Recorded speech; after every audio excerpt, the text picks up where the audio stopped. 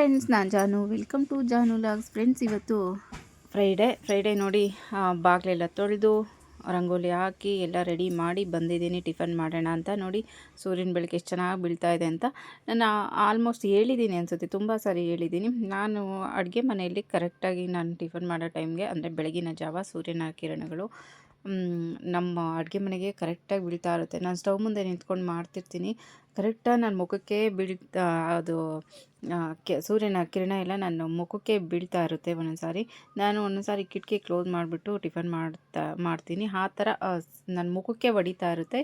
ಅದಕ್ಕೆ ಈಗ ನಿಮಗೂ ಸ್ವಲ್ಪ ವಿಡಿಯೋ ಮಾಡಿ ತೋರಿಸ್ದೆ. ಸೂರ್ಯನ ಕಿರಣಗಳು ಮನೆ ಒಳಗಡೆ ಬೀಳೋದ್ರಿಂದ ಮನೆಯಲ್ಲಿ ಪಾಸಿಟಿವಿಟಿ ಇರುತ್ತೆ ಅಂತ ಹೇಳ್ತಾರೆ, ಒಳ್ಳೆಯದಾಗುತ್ತೆ ಅಂತ ಹೇಳ್ತಾರೆ. ಕಿಟಕಿ ಕಡೆಯಿಂದನೂ ಬರುತ್ತೆ, ಒಂದೊಂದು ಸಾರಿ ಬಾಗಿಲು ಕಡೆಯಿಂದನೂ ಬರ್ತಾ ಇರುತ್ತೆ ಒಂದೊಂದು ಸಾರಿ. ಇನ್ನು ಫ್ರೆಂಡ್ಸ್, ಇವತ್ತು ನಮ್ಮ ಅಕ್ಕವರ ಮನೆಯಲ್ಲಿ ಮುನೇಶ್ವರ ದೇವಸ್ಥಾನ ಕಟ್ಟಿಸಿದ್ರು. ತುಂಬ ವರ್ಷಗಳಾಯ್ತು, ಅಂದರೆ ಇದು 6ನೇ ವರ್ಷದ್ದೇನೋ. ಇವತ್ತು ಹೋಮ ಪೂಜೆ ಎಲ್ಲ ನೆನ್ನೆನೇ ಆಗಿದೆ. ಇವತ್ತು ಮಂಗಳಾರತಿ, ಇವತ್ತು ಪೂಜೆ ಇಟ್ಕೊಂಡಿದ್ದಾರೆ. ಇವತ್ತು ನಾನ್ ವೆಜ್ ಊಟ, ನೆನ್ನೆ ಎಲ್ಲ ಹೋಮ ಪೂಜೆ ಎಲ್ಲ ಮಾಡಿ ಇವತ್ತು ಎಲ್ಲರಿಗೂ ನಾನ್ ವೆಜ್ ಊಟ ಇಟ್ಕೊಂಡು ಅದಕ್ಕೆ ಬಲಿ ಕೊಡ್ತಾರಲ್ವ ಮುನೇಶ್ವರನಿಗೆ, ಅದೆಲ್ಲ ಮಾಡ್ತಾರೆ. ಹಾಗಾಗಿ ನಮ್ಮನ್ನು ಕರೆದಿದ್ದಾರೆ, ಹೋಗಬೇಕು. ನೆನ್ನೆನೇ ಬರೋಕ್ಕೆ ಹೇಳಿದ್ರು, ನಾವು ಹೋಗೋಕ್ಕಾಗಿಲ್ಲ. ಸಾಮಾನ್ಯವಾಗಿ ನಾನು ಎಲ್ಲೂ ಆ ಥರ ಮುಂಚೆನೇ ಹೋಗಲ್ಲ, ತುಂಬ ರೇರು ಆ ಥರ ಹೋಗಿರೋದು, ತುಂಬಾ ರೇರು. ಇವತ್ತು ಹೋಗಿ ಬರೋಣ ಅಂತ ಟಿಫನ್ ಮಾಡ್ತಾಯಿದ್ದೀನಿ, ಟೊಮೆಟೊ ಬಾತ್ ಮಾಡ್ತಾಯಿದ್ದೀನಿ. ಇನ್ನು ಟಿಫನ್ ಮಾಡಿಟ್ಟು ಮನೆ ಒರೆಸಿ ಸ್ನಾನ ಮಾಡಿ ಪೂಜೆ ಮಾಡಿ ಎಲ್ಲ ಮಾಡೋಷ್ಟರಲ್ಲಿ ಊಟದ ಟೈಮ್ ಆಗುತ್ತೆ. ಅದಕ್ಕೆ ಲೈಟಾಗಿ ಸ್ವಲ್ಪ ಟಿಫನ್ ಮಾಡಿಕೊಂಡು ಅಲ್ಲಿ ಹೋಗೋಣ ಅಂತ ಎಲ್ಲ ರೆಡಿ ಮಾಡ್ತಾಯಿದ್ದೀನಿ. ಈಗ ಟೊಮೆಟೊ ಬಾತ್ ಮಾಡ್ತಾಯಿದ್ದೀನಿ. ನೋಡಿದ್ರಲ್ವ ನಾನು ಯಾವ ಥರ ಟೊಮೆಟೊ ಬಾತ್ ಮಾಡ್ತೀನಿ ಅಂತ. ಫ್ರೆಂಡ್ಸ್, ಇದು ಮಸಾಲೆ ರುಬ್ಬದೆ ಬೇಗ ಫಾಸ್ಟಾಗಿ ಒಂದು 10 ನಿಮಿಷಕ್ಕೆಲ್ಲ ಈ ಥರ ಮಾಡ್ಕೊಳ್ಬೋದು. ತುಂಬಾ ಟೇಸ್ಟಿಯಾಗಿ ತುಂಬಾ ಚೆನ್ನಾಗಿರುತ್ತೆ ಅಂತ ಹೇಳ್ಬೋದು. ಸ್ವಲ್ಪ ಈರುಳ್ಳಿ ಟೊಮೆಟೊ ಹಚ್ಕೊಂಡಿದ್ದೀನಿ, ಸ್ವಲ್ಪ ಕೊತ್ತಂಬರಿ ಈರುಳ್ಳಿ ಟೊಮೆಟೊ ಹಚ್ಕೊಂಡಿದ್ದೀನಿ. ಎಣ್ಣೆ, ಸಾಸಿವೆ, ಸ್ವಲ್ಪ ಸ್ಪೈಸಸ್ ಎಲ್ಲ ಏನೇನು ಸ್ಪೈಸಸ್ ಇರುತ್ತೋ ಏಲಕ್ಕಿ ಸಮೇತ ಹಾಕಿ ಎಲ್ಲ ಸ್ವಲ್ಪ ಫ್ರೈ ಮಾಡಿಕೊಂಡು, ಈರುಳ್ಳಿ ಟೊಮೆಟೊ ಒಂದು 4-5 ಹಸಿಮೆಣ್ಸಿನ್ಕಾಯಿನ ಹಾಕಿ ಫ್ರೈ ಮಾಡಿಕೊಂಡು, ಸ್ವಲ್ಪ ಸಾಂಬಾರು ಪುಡಿ ಕೊತ್ತಂಬರಿ ಪುಡಿನ ಹಾಕಿ ಮಿಕ್ಸ್ ಮಾಡ್ತೀನಿ. ಹಾಗೆ ಸ್ವಲ್ಪ ಕಸೂರಿ ಮೇಥಿನೂ ಹಾಕ್ತೀನಿ, ಟೇಸ್ಟ್ ತುಂಬಾ ಚೆನ್ನಾಗಿರುತ್ತೆ ಅಂತ. ಹಾಗೆ ಸ್ವಲ್ಪ ಶುಂಠಿ ಬೆಳ್ಳುಳ್ಳಿ ಪೇಸ್ಟನ್ನು ಹಾಕಿ ಫ್ರೈನ ಮಾಡ್ಕೊಂಡಿದ್ದೀನಿ. ಆಮೇಲೆ ನೀರು ಹಾಕ್ಬಿಟ್ಟು, ನೀರು ಸ್ವಲ್ಪ ಬಿಸಿ ಆದಮೇಲೆ ಅಕ್ಕಿ ತೊಳೆದ್ಬಿಟ್ಟು ಹಾಕ್ತೀನಿ. ಒಂದು 5 ನಿಮಿಷ ಅಕ್ಕಿ ನೆನೆಸಿಟ್ರೆ ತುಂಬ ಸಾಫ್ಟಾಗಿ ಬರುತ್ತೆ. ಆರಿದ್ರೂ ಕೂಡ ತುಂಬ ಸಾಫ್ಟಾಗಿ ಇರುತ್ತೆ ಟೊಮೆಟೊ ಬಾತ್. ಈ ಥರ ಮಾಡ್ಕೊಳ್ಳಿ, ತುಂಬಾ ಬೇಗ ಆಗುತ್ತೆ. ತುಂಬ ಬೇಗ ಮಾಡಬೇಕು, ಎಲ್ಲಾದರೂ ಹೋಗಬೇಕು, ಅರ್ಜೆಂಟಲ್ಲಿದ್ದಾಗ ಈ ಥರ ಮಾಡಿಕೊಂಡ್ರೆ ತುಂಬಾ ಟೇಸ್ಟಾಗಿರುತ್ತೆ, ಮಾಡೋದಕ್ಕೂ ತುಂಬ ಈಸಿಯಾಗಿರುತ್ತೆ ಅಂತ ಇವತ್ತು ಈ ಥರ ಮಾಡಿದೆ. ಹಾಗೆ ಎಲ್ಲ ಮುಗಿಸ್ಕೊಂಡು ನೋಡಿ ಹೋಗ್ತಾ ಇದ್ದೀವಿ, ನಾನು ನಮ್ಮ ಮನೆಯವರು. ಇವತ್ತು ಅಷ್ಟೇ 2 ವೀಲರಲ್ಲೇ ಹೋಗ್ತಾ ಇದ್ದೀನಿ. ನಮ್ಮ ಮನೆಯವರು ಕಾರಲ್ಲಿ ಹೋಗೋಣ ಅಂತಂದ್ರು, ನನಗಿಲ್ಲ 2 ವೀಲರಲ್ಲಿ ಹೋಗೋಣ ಅಂತ ಹೋಗ್ತಾ ಇದ್ದೀವಿ. ಹೋಗೋದಕ್ಕೆ 1 ಅವರ್ ಮೇಲೇ ಬೇಕು, 1 ಅವರ್ ಆದರೂ ಬೇಕೇ ಬೇಕು. ಅಷ್ಟು 1 ಅವರ್ ಆದರೂ ಬೇಕೇ ಬೇಕು. ಹೋಗ್ತಾ ಇದ್ದೀವಿ. ಬಂದ್ವಿ ನೋಡಿ, ಎಲ್ಲ ಪೂಜೆ ಎಲ್ಲ ಮುಗಿಸಿದ್ದಾರೆ. ನೆನ್ನೆನೂ ತುಂಬ ಚೆನ್ನಾಗಿ ಮಾಡಿದರು, ಡೆಕೋರೇಷನ್ ಎಲ್ಲ ತುಂಬ ಚೆನ್ನಾಗಿ ಗ್ರ್ಯಾಂಡಾಗಿ ಮಾಡ್ತಿದ್ದಾರೆ. ಲಾಸ್ಟ್ ಇಯರು, ಈ ವರ್ಷ ಲಾಸ್ಟು ಇನ್ನು ಮಾಡಲ್ಲ, ಸಿಂಪಲ್ಲಾಗಿ ಮಾಡ್ಕೊತೀವಿ ಅಂತ ಹೇಳಿದರು. ಏನೋ ಗೊತ್ತಿಲ್ಲ, ಏನೋ ಸ್ವಲ್ಪ ಆಲ್ಟ್ರೇಷನ್ ಮಾಡಿಸಿದ್ರಂತೆ, ಅದಕ್ಕೋಸ್ಕರ ಇಲ್ಲ ಚೆನ್ನಾಗೇ ಮಾಡಬೇಕು ಅಂತ ಹೇಳಿದ್ರಂತೆ, ಹೋಮ ಎಲ್ಲ ಮಾಡಿಸ್ಬೇಕು ಅಂತ. ಹಾಗಾಗಿ ಈ ವರ್ಷವೂ ಗ್ರ್ಯಾಂಡಾಗಿ ಮಾಡಿದರು. ಇವರು ನಮ್ಮ ಭಾವವ್ರ ತಮ್ಮನ ಮಗ, ನಮ್ಮ ಅಕ್ಕವರು, ಅಂದರೆ ಸ್ವಂತ ಅಕ್ಕಲ್ಲ, ಚಿಕ್ಕಮ್ಮನ ಮಗಳು, ಅವರು ತಮ್ಮನ ಮಗ. ಅವರು ಮಕ್ಕಳೇ ಎಲ್ಲ ಪೂಜೆ ಎಲ್ಲ ಮಾಡಿಕೊಡ್ತಿದ್ರು. ಊರಿನವರೆಲ್ಲ ಬಂದು ಪೂಜೆ ಎಲ್ಲ ಮಾಡಿಸ್ಕೊಂಡು ಊಟ ಮಾಡಿಕೊಂಡು ಹೋಗ್ತಿದ್ರು. ಎಲ್ಲರಿಗೂ ಹೇಳಿದರು, ಗ್ರ್ಯಾಂಡಾಗಿ ಮಾಡಿದರು. ಲಾಸ್ಟ್ ಇಯರು ಇನ್ನೂ ಗ್ರ್ಯಾಂಡಾಗಿ ಮಾಡಿದರು.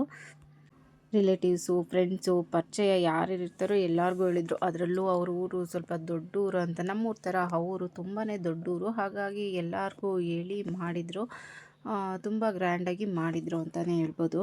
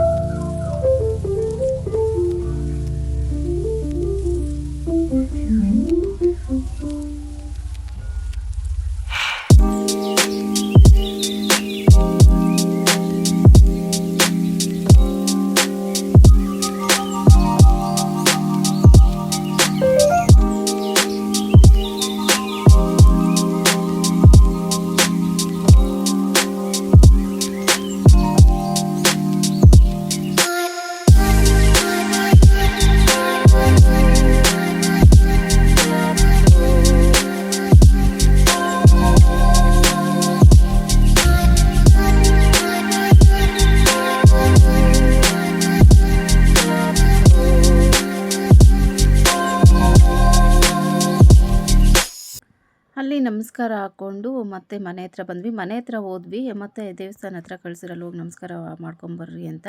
ನೋಡಿ ಆ ಕಡೆ ಕಾಣಿಸ್ತಿದೆಯಲ್ಲ, ಅದೇ ಅವ್ರ ಮನೆ. ಇದೆಲ್ಲ ತೋಟದಲ್ಲಿ ದೇವಸ್ಥಾನ ಕಟ್ಟಿರೋದು. ಮುಂಚೆ ಇದೆಲ್ಲ ಆ, ಏನಪ್ಪ ಏನೋ ಚಿಲ್ಲರೆ ಬೆಲೆಯಲ್ಲಿ ಇಡ್ತಿದ್ರು. ಈಗೆಲ್ಲ ರೋಸ್ ಹಾಕ್ಬಿಟ್ಟಿದ್ದಾರೆ. ಫಸ್ಟ್ ಎಲ್ಲ ಹುಳ ಎಲ್ಲ ಮೇಯ್ಸ್ತಿದ್ರು, ಆಗ ಕಂಬಳಿ ಸೊಪ್ಪು ಎಲ್ಲ ಇತ್ತು. ನಾವು ಪೂಜೆ ಮಾಡಿಕೊಂಡು ನೋಡಿ ಸ್ವಲ್ಪ ಹೊತ್ತು ಕೂತ್ಕೊಂಡಿದ್ವಿ. ಏನೋ ಒಂಥರ ಮನ್ಸಿಗೆ ನೆಮ್ಮದಿ ಅನಿಸ್ತಿತ್ತು. ಅಲ್ಲಿ ಕೂತ್ಕೊಂಡಾಗ ಏನೋ ಒಂಥರ ಅನಿಸ್ತಿತ್ತು.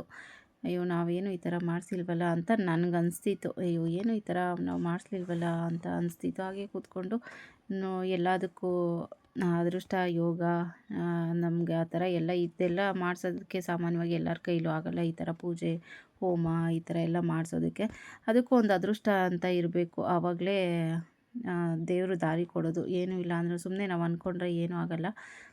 ನಾವು ಮಾಡಿಸೋ ಯೋಗ ನಮಗಿರಬೇಕು, ನಮ್ಮ ಸೇವೆ ಅವ್ರಿಗೆ ಇಷ್ಟ ಆಗಬೇಕು, ದೇವರು ನಮ್ಮ ಕೈಲಿ ಮಾಡಿಸ್ಕೊಳೋಕ್ಕೆ ದೇವ್ರಿಗೆ ಇಷ್ಟ ಇರಬೇಕು. ಆವಾಗಲೇ ಇದೆಲ್ಲ ಸಾಧ್ಯ ಆಗೋದು.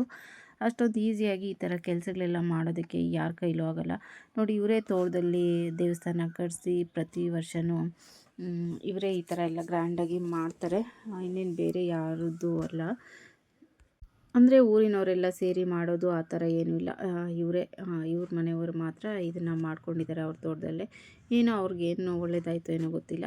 ನಾವು ನಮ್ಮ ಚಿಕ್ಕಮ್ಮನ ಮಗಳನ್ನ ಮದುವೆ ಆದಾಗ ಚಿಕ್ಕದಾಗಿ ಗುಡಿ ಇತ್ತು, ನಾನು ನೋಡಿದ್ದೆ.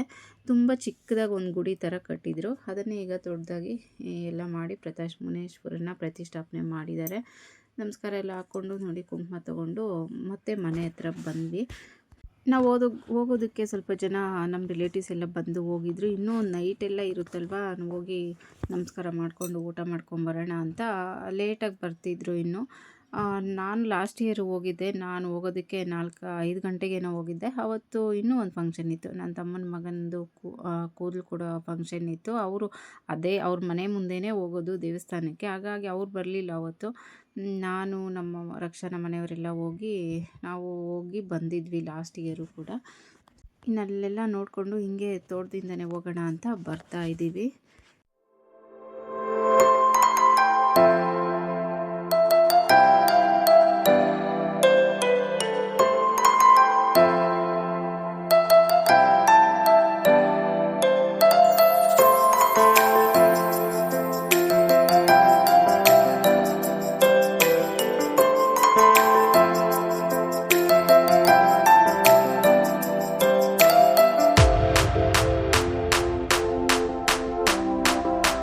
ಫ್ರೆಂಡ್ಸ್ ಮನೆ ಹತ್ರ ಬಂದು ನೋಡಿ ಅಡುಗೆ ಮಾಡಿದ್ದೆಲ್ಲ ತೋರಿಸ್ತಿದ್ದೀನಿ. ಹಾಗೆ ಕಬಾಬ್ ಹಾಕ್ತಿದ್ದಾರೆ.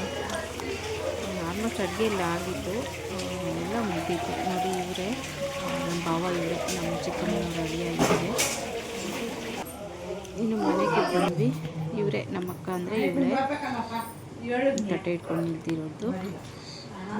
ಇನ್ನು ನಾನ್ ವೆಜ್ ತಿನ್ನಲ್ಲ ಅನ್ನೋರಿಗೆ ಸ್ವೀಟು ಮಾಡಿದರು, ಒಬ್ಬಟ್ಟಿನ ಊಟ ಮಾಡಿದರು. ಇವರು ಒಬ್ಬ ದೊಡ್ಡಮ್ಮನ ಮಗಳು. ಇವರು ನಾನ್ ವೆಜ್ ತಿನ್ನಲ್ವೇನೋ, ಅದಕ್ಕೆ ಒಬ್ಬಟ್ಟು ಊಟ ತಿನ್ನಲ್ಲ ಅನ್ನೋರಿಗೆ ಒಬ್ಬಟ್ಟು ಊಟನೇ ಕೊಡ್ತಿದ್ರು. ಹಾಗೆ ನನಗೂ ಕುಂಕುಮ ಕೊಟ್ಟಲು. ನಾವು ಶುಕ್ರವಾರ ತಿನ್ನಲ್ಲ. ಒಬ್ಬೊಬ್ರು ಹೇಳ್ತಾರೆ ದೇವರಿಗೆ ಮಾಡಿರೋದು ತಿನ್ನೋದು ಅಂತ.